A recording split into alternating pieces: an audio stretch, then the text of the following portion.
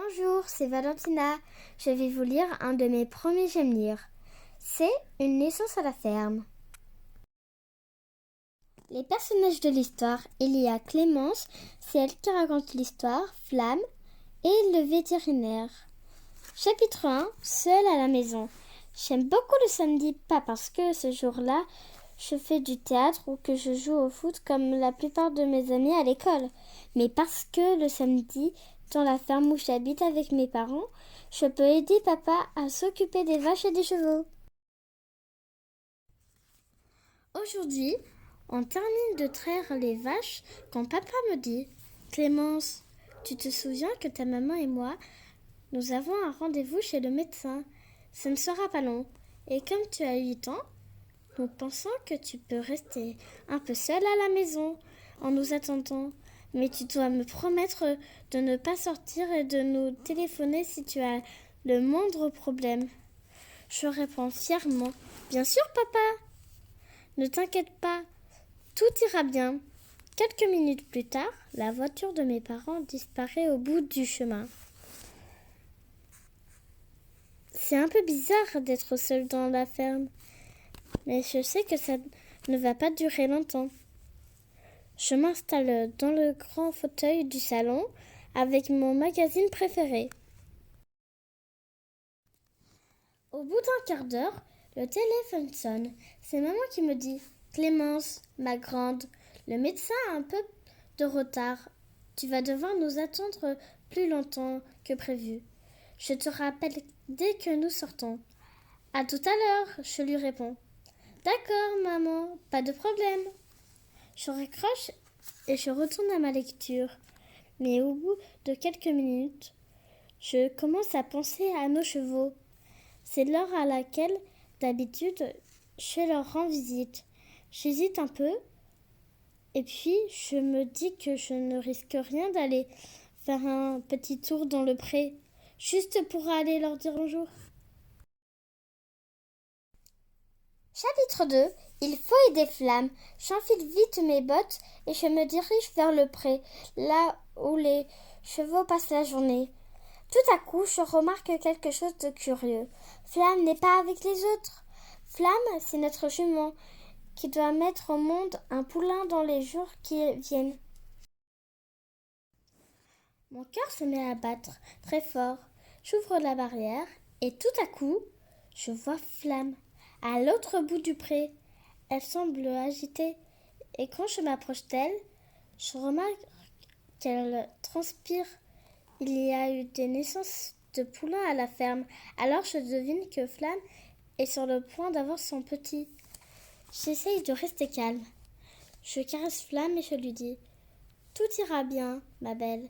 Je suis là et je vais t'aider. » Je retourne vite à la maison. En général, papa prévient toujours le vétérinaire avant la naissance d'un poulain, au cas où quelque chose se passe mal. Je sais que son numéro de téléphone est enregistré. J'appelle le vétérinaire, mais je tombe sur son répondeur. Je laisse un message en lui expliquant ce qui se passe. Puis, je retourne auprès de Flamme. J'espère que le vétérinaire viendra vite m'aider et que mes parents ne tarderont pas à rentrer. Je dois m'occuper de Flamme. Il ne faut pas qu'elle reste dans le pré. Elle sera bien mieux dans son box. Je m'approche doucement de la jument pour essayer de lui passer un licol. Mais je suis trop petite pour atteindre sa tête. Flamme est de plus en plus nerveuse. Elle s'agite et se met à hennir. Je la caresse et je lui parle le plus calmement possible. Petit à petit, elle accepte de baisser la tête et j'arrive enfin à lui passer un licol. Je la conduis jusqu'à l'entrée de son box.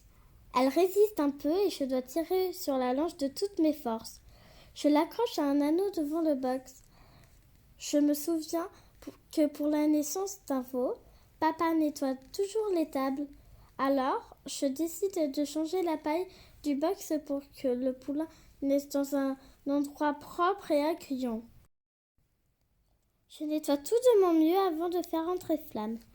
La jument tourne sur elle-même et finalement, elle s'allonge. Je m'agenouille à côté d'elle et je continue de lui parler pour la rassurer, même si je me sens moi-même un peu perdue. Le temps passe et Flamme est toujours très agitée. Je commence à m'inquiéter, pourvu que le vétérinaire arrive bientôt. Chapitre 3. Le plus beau jour de ma vie. Soudain, j'entends une voiture qui arrive. Je cours ouvrir le portail. C'est le vétérinaire qui me demande. Je suis venue le plus vite possible, Clémence. Est-ce que tout va bien? Ma voix tremble un peu. Je crois que oui. Le vétérinaire examine Flamme, puis il se tourne vers moi et il me félicite. Bravo, tu as tout préparé exactement comme il le faut. Je pense que le poulain de Flamme va naître dans quelques minutes.